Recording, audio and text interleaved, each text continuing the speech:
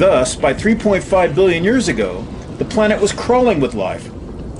Even though the Earth was still largely toxic, convulsed with volcanic activity, and all the necessary elements for creating a nutrient-rich organic soup were completely absent. This means our ancient ancestors journeyed here from the stars. Actually, I was just watching in a movie, they said that, actually I heard this before, like, in life, I guess life, like all types of life, they suffer. But I guess that's the price of you pay that of getting tougher, right?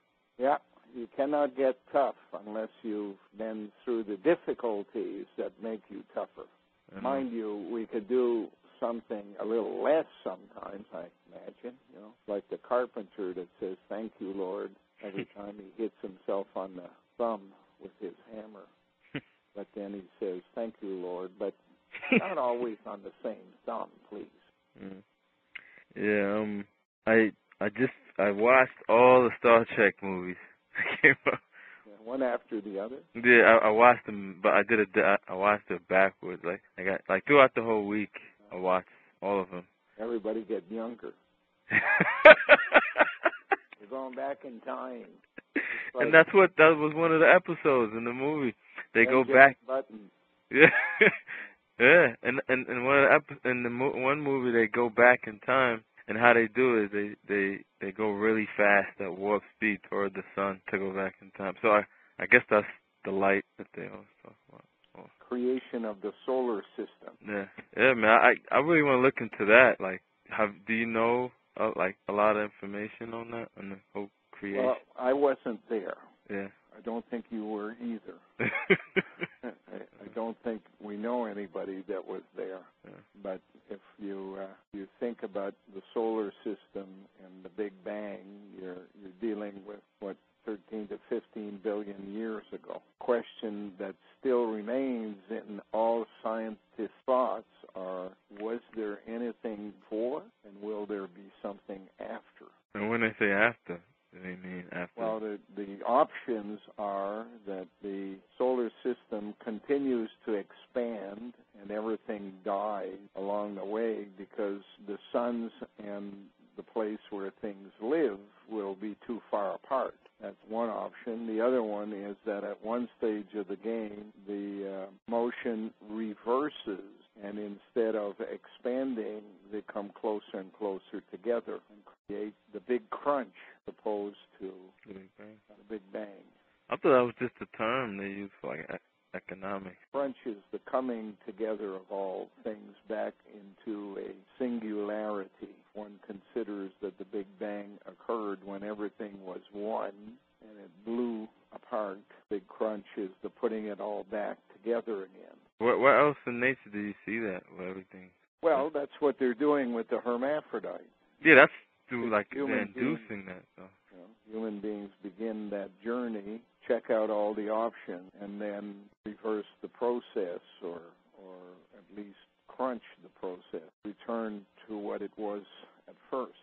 And it's not just human beings, it's worms and all kinds of things. And that's what they meant when they, in the Bible, at least when they said they forged Adam out of the dirt, I guess because he was a worm, I guess, in the beginning. Well, eventually, if you go back far enough, you're down to the level of the atom and the quarks and quarks, all of that stuff. And as it grows out of there, passes through the time of worm, flatworm, then an eel. Yeah. Then it grows legs and crawls over things and goes on land.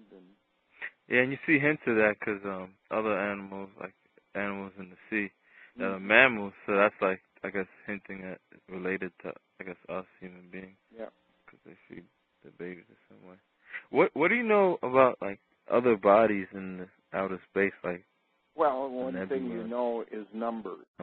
Numbers suggest when you have that number of possibilities of other places in the universe, that the odds are that other life does exist elsewhere. Truth in numbers, it's just calculation based on the total. But that doesn't mean that we come from there, and it doesn't mean that we can go there. What we know of science can't go faster than the speed of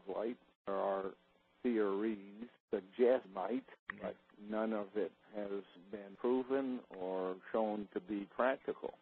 Bending light and allowing you to take a shortcut sounds an interesting proposition, but if it kills you along the way in order to do it, basically is of no interest. So as far as we know, light years is what we have to deal with. Light years suggest that you can't go throughout the universe in a lifetime. People who exist today might be able to if you put them to sleep and they hibernate. 50 years later, they wake up in a totally different place. You think it's possible to put somebody in like hibernation? Like I've seen that in movies. I didn't think it was. Well, I don't see why it's not possible. If bears can sleep through the winter, then the theory suggests that, yes, you can slow down the body functions to a point where it doesn't need same kind of energy as it would on a day-to-day basis.